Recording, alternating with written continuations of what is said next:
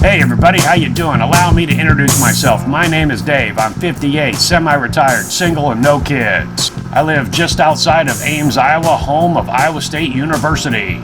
I decided to join Doordash to help supplement my income. I hope this series of videos will highlight what it's like to be a Doordasher in a town that is not a major metropolitan center. Alright, let's get to it. Well, I had a video started roughly about 3 times and just didn't like the format, the way it was coming out, where I was talking while I was driving and kind of documenting my day. It just got to be too long, so I thought I'd just do some highlight videos here for the first time, and we'll see how that rolls. At the time of this video creation, it is Saturday, August 28th, 2021. I have 5 days of door dashing under my belt, various time hours. I've been doing some experimentation with areas and times to see what might produce the best results. As I noted in the app video, a couple days after I started, I had answered that text message and my activation kit showed up, which was some hand sanitizer, a mask, the insulated tote bag, and the red card. As of yet, I've not activated the red card, but plan on doing that here very soon, the next day or two. I got an email the other day that said, please activate your red card to continue dashing. Now here's the thing, you do not have to use the red card. That is an option. So, but the way the email sounded is like, I better get that activated. So anyway, just to further the red card one more time, that is a payment source that you go into a merchant, say McDonald's, and say you have a pickup for DoorDash customer, yada yada, and you pay for the order with that red card. Now, I might be mistaken on here, but I also think there's an option for the customer that they place the order through DoorDash, then you got to go to McDonald's and then place the order and pay for it with that red card, credit card. I might be mistaken on that, but anyway, you do not have to use the red card. When you are dashing now, apparently, if there is a merchant or a red card situation, that shows on the map, or it's an offer, and you can decline that. Now, if you choose not to do red cards, and for right now, I am not, I'm going to guess that if you decline the offer, that goes into the declining offers percentage, which, I don't know, but anyway. So, that's what I'm going to do. I'll activate the card in the next day or two, but I don't intend on using it. And in this college town, I may find that the red card's not used very much. Most of the merchants are probably aligned with DoorDash, and that would be the way to do it. I have had a couple issues with the app. That was, I scheduled a time block. I drove into the boundary, sat there for 15 minutes, no orders. It was looking for orders, and nothing came in. Then all of a sudden I get a text message from DoorDash saying, Dave, you scheduled a time block, you need to sign in. Well, I am signed in, so I signed out of the app. I signed back in. I didn't restart the phone, but I closed all apps, to completely shut it down, signed in again. Another 10 minutes went by and it said, Dave, you've reserved a time block, please log in. So I did all that crap again. And then 10 minutes later or 5 minutes later, which was a half an hour after my scheduled start time, got a text message that kicked me. It says, well, you've missed your start time. Well, then the Dash Now button comes up, and since I've been kicked off that time slot, I can now reserve another time slot or just hit Dash Now and start taking orders. When you do hit Dash Now, it does ask you for an end time. I did not notice that initially, and there has been an update to the app. So anyway, if you click Dash Now, the first page you see is how long do you want to dash, which gives you a drop down, which gives you the option to select the end time of your dash. What I was calling free dashing, I think I had that for a day or two, where you just simply dashed as long as you wanted or without a schedule. But anyway, I could be mistaken. The next thing I want to touch on the app is some, not a glitch, but say you hit the back button on your phone twice when you only meant to hit it once, and all of a sudden you're no longer at the screen that you want to be at, which is either A, you're at the merchant, or B, you're heading to the customer, or you're at the customer and ready to complete the delivery. And you're on the main screen, which is just the map. There's no way to get back to that. I was freaking a couple times there. Now, I mentioned that when you receive a text message from DoorDash, it is only within the app. That is not true. It is in your SMS text messages folder file where all that stuff is stored. And what I have found is you'll get a text message about new order to McDonald's. If you actually tap that text message, okay, got to stop here and clarify, I kind of screwed up in what I said here.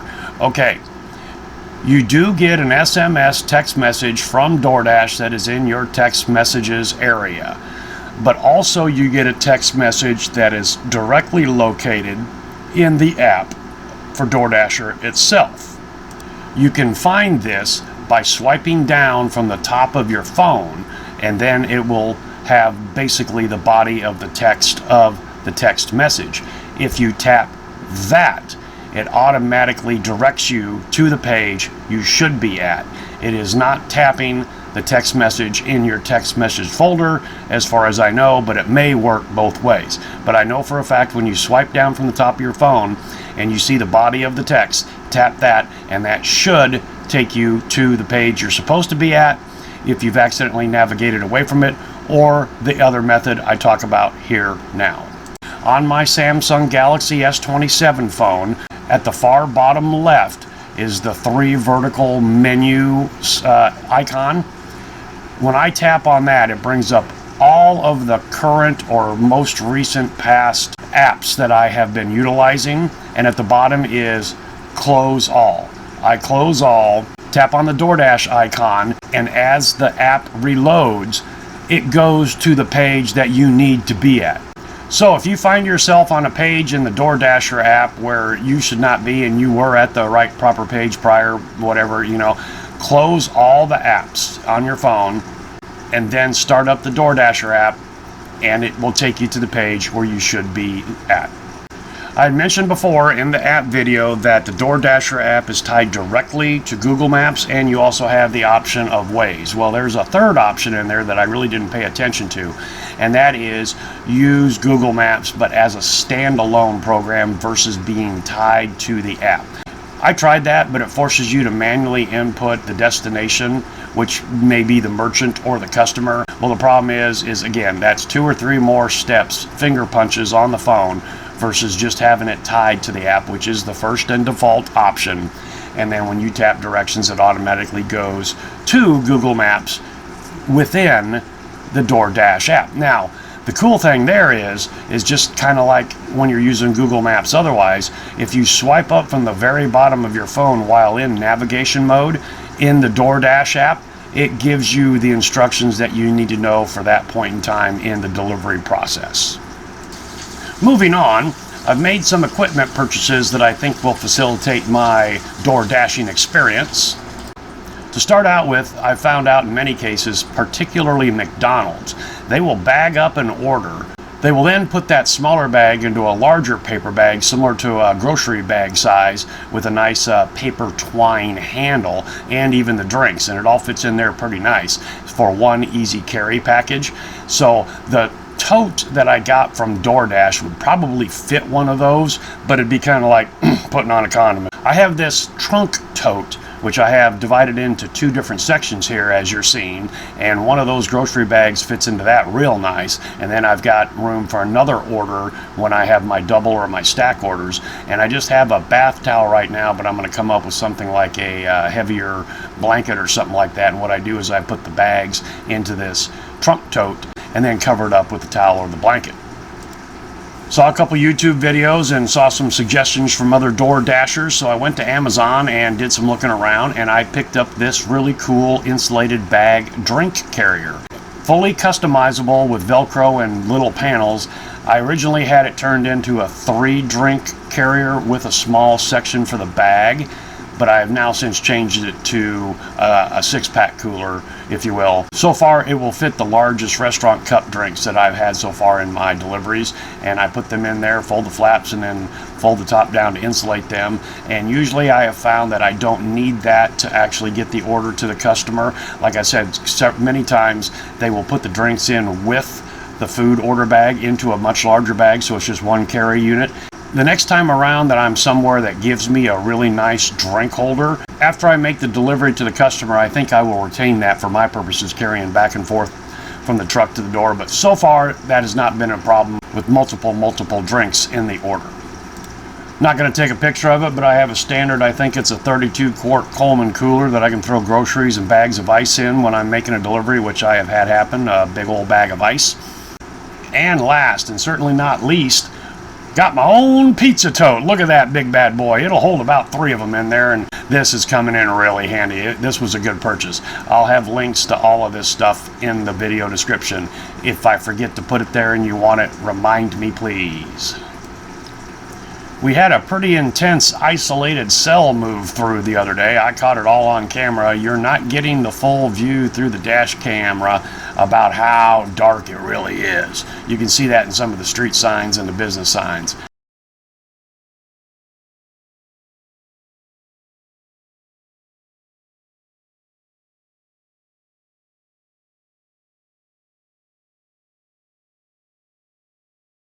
And wait for it.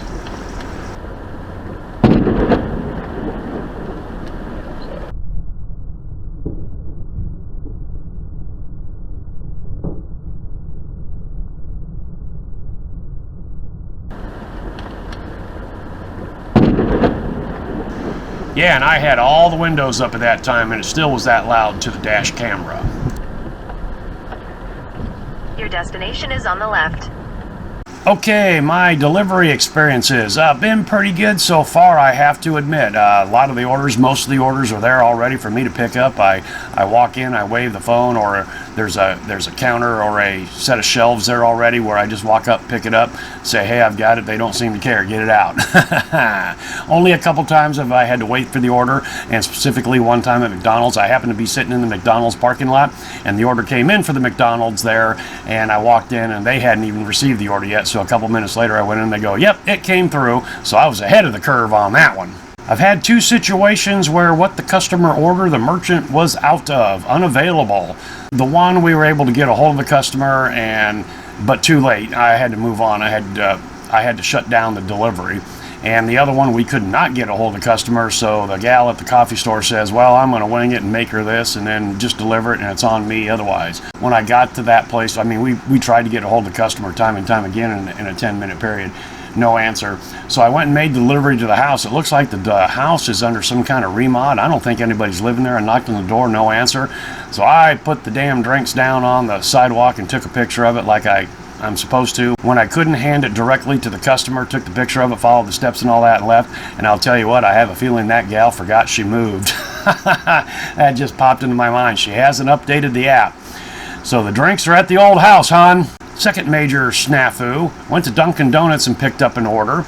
And as I think I've mentioned before, we are supposed to double check all the items, but everything is sealed and stapled. So we're going on what the merchant is giving us, that this is so-and-so's full order.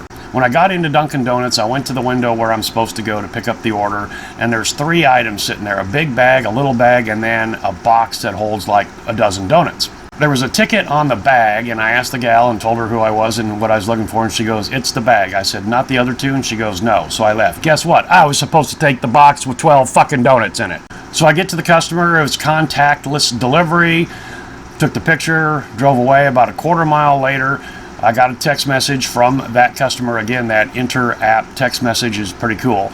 And she said, hey, the donuts are missing. Well, I knew immediately, yeah, the box was for me. So I texted back and I said, I understand, I think I know what's going on, blah, blah, blah. So I went back to, I told her, call Dunkin' Donuts. So I went back to Dunkin' Donuts. They were there already. The gal that I talked to went, sorry, that's on me, and I thought, you know what, with multiple items and only one receipt, it should be like 1 of 1, 2 of 2 maybe. I didn't say that, but that's what I was thinking. And lastly, not a really big issue, but I was down at a Hy-Vee, had a double order at this Hy-Vee delivering groceries. Got there, called the number when I pulled into the special parking spot for online deliveries and all that, and they hadn't even picked the order yet. So I was there for a good 10 or 15 minutes while they were picking that order, got both of them out to my car. I really didn't pay attention to when the delivery time was scheduled, but it's very possible that I got late on that. I'm gonna have to double check on that. The problem with, at least on my phone, is at the top you'll see deliver by, and then you'll see a number like say 9 a.m. Then ... It doesn't fill in, and you cannot resize the app in order to see what 9:15, 9:12, you know. So anyway, I thought, so that is on there, but it's the very, very, very first screen that you see, so you got to be quick and see that and note that mentally. Anyway, so otherwise, the deliveries have been really good. I've chatted with, I've sent text messages to people to let them know I'm here. Quite a few people, especially in the college area with the fraternities and the dormitories and all that, they're standing out there waiting for me because, you know, mammoth apartment complexes with hundreds of units in there, you know, 6, 7 stories tall. So that's been real nice that they've come out to meet me. Of course, they're hungry, you know, they want their food. So yeah, overall, in general, I am very pleased with the way this is working out. And like I said, I've been doing some experimentation on time slots and areas, figuring out how geography plays in your physical location to the hotspots, yada, yada, yada. And I'll get into more of that as I can confirm it and see results from that. Okay, hey, let's get on to the financials. All right, here's the spreadsheet that I've been filling out. I've been modifying it a little bit, but let's take a look. Over here on the left-hand corner, of course, we got the day and the date and the city.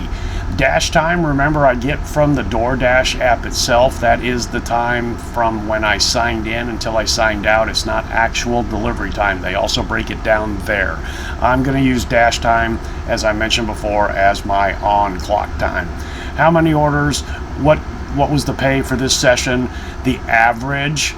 Then I got my miles per gallon and price per gallon. I ratcheted it down to 14 from 15.5, and then I'm going to show all the miles. Remember, if I'm going to Boone, that's 25 miles one way, 50 miles round trip to go to work.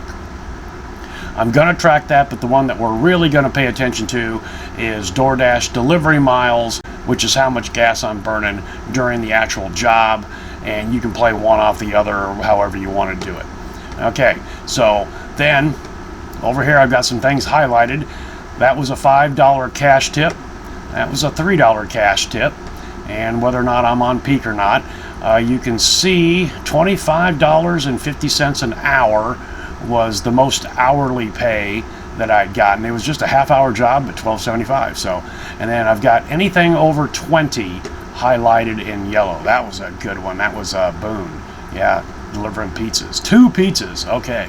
And then, of course, my low right now is $5.33 an hour for the average 16 hours where I only had 3 orders over in Boone. That was a bad day. Just nothing happening there.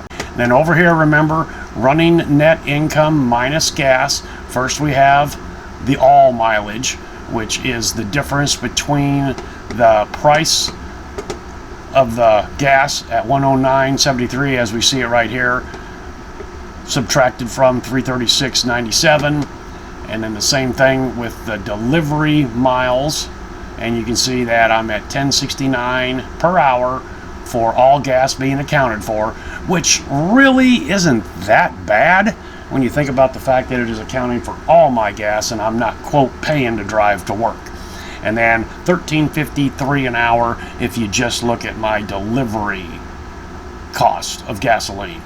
Then down below that, I've got dollars per mile one more time, broken into all my miles and just the delivery miles.